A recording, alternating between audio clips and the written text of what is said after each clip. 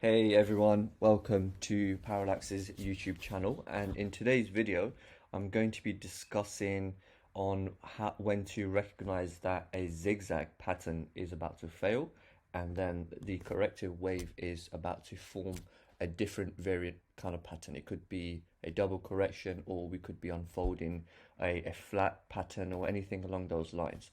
So recently we've been eyeing up USD CAD, and we've been basically monitoring this corrective wave. So we had an impulse wave to the upside, and then we've had a three wave sequence to the downside. So if I go to the hourly time frame, you can see here that we actually in fact unfolded in a zigzag pattern. So we had a 5-3-5 sequence. So the next move up was to catch wave 3, right? Because this was wave 2. So so there's various different ways that you could have traded this. You could have waited for the extreme of wave B if you're a conservative trader, and obviously that hasn't been executed as of yet. That's probably the most safest entry, because that does confirm that this corrective pattern, this bearish sequence, is broken, right? When it breaks the extreme of this wave B. Or alternatively, you can go long at the break of wave 4, right, of wave C, wave 4, wave C, or simultaneously you can drop down time frames and go on a lower degree, and you can wait for a 5 wave up and then wait for a 3 wave sequence.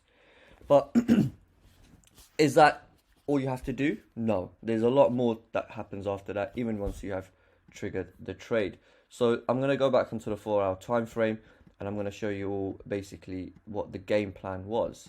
Like I mentioned, we had this wave 1, wave 2, and we wanted to catch wave 3, sub wave 3 of 3 here. So we had wave 1 here and 2, and then we had sub wave 1 of 3, 2, and then we were supposed to catch wave 3 of 3. And I feel like the opportunity is still there. We still will be able to do that. However, we just need to figure out a more of a refined game plan. So I believe this zigzag has failed at the moment, and I'll tell you guys how you can recognize that. I believe this is probably unfolding as a double correction now. And one of the best ways to do that is, even once you have, say, triggered early on prior to breaking the extreme of this wave B, you can see here that this is, like, the characteristics of this count is pretty choppy, right? There's a lot of overlapping price action here. So you can see here, we had an impulse, bit of a correction here, or let's just say up, down, it overlapped. And that's when I started getting a bit more skeptical of this count. So so I was basically thinking, okay, well, could this be another corrective wave? And then if you, for example, like if you draw a channel, this was all contained within a parallel lines as well. So you can see here that the market still had the upper bound of this channel. And then also it pierced through the channel, but it did bounce from the lower bound of this channel, and now it is obviously climbing to the upside. It has formed a new high, however, obviously it still hasn't given me the characteristics that we are looking for a wave 3 to the upside.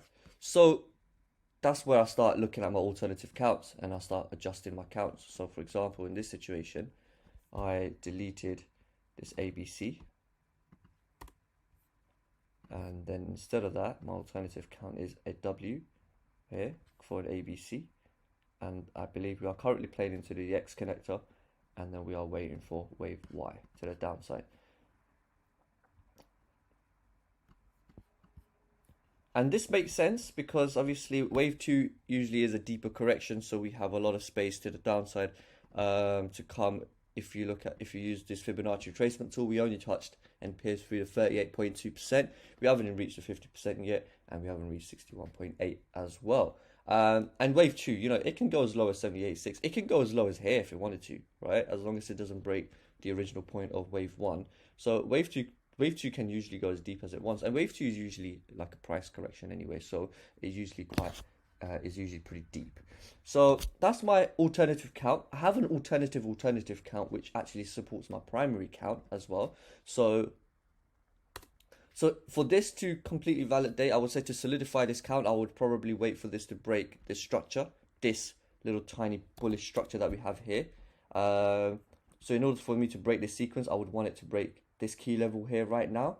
And then if it doesn't break this key level, my alternative count would be that we are actually unfolding. So it actually still supports the ABC that we had, the zigzag, and then we could be potentially unfolding here a leading diagonal.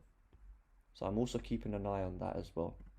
So we go 1, 2, 3, 4.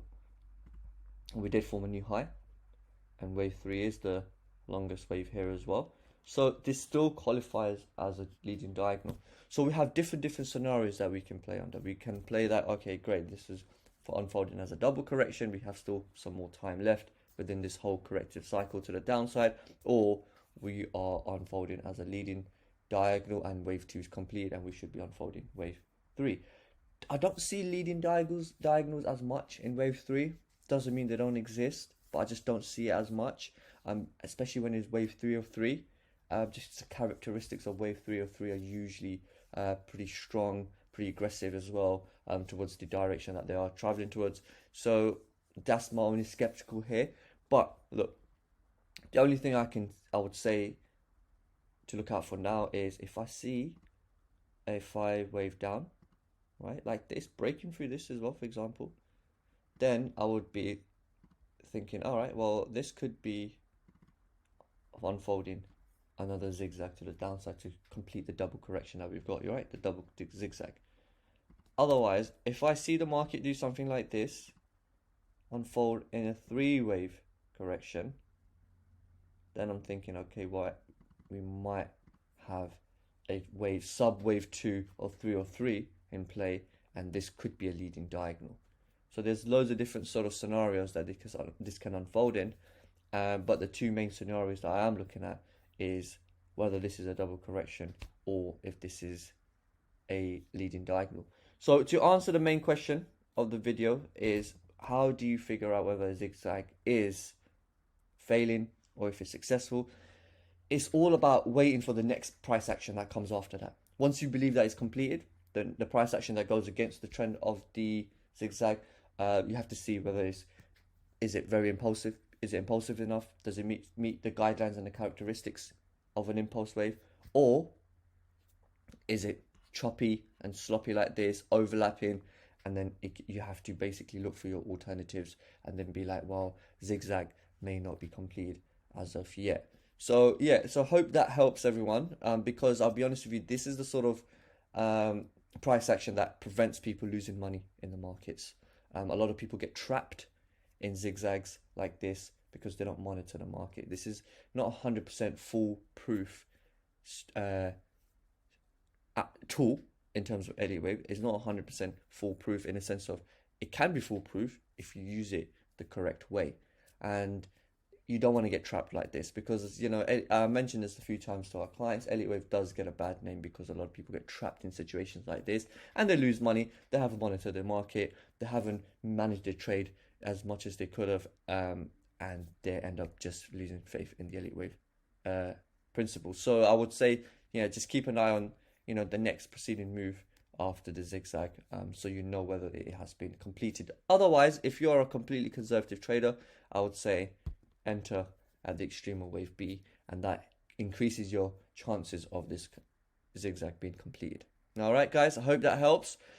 Please leave a comment if you have any questions or if you want to just express how you feel about the video, if it helped.